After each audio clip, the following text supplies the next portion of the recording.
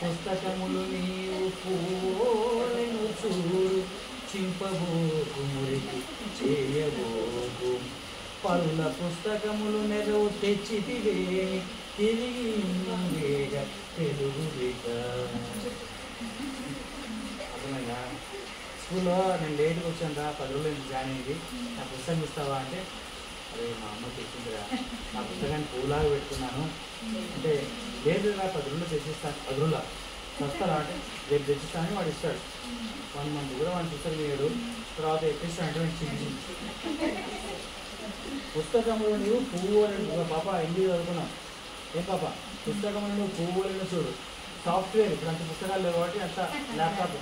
పుస్తకంలో నువ్వు పువ్వులను చూడు, చింపబోకు మురికి చేయబోకు.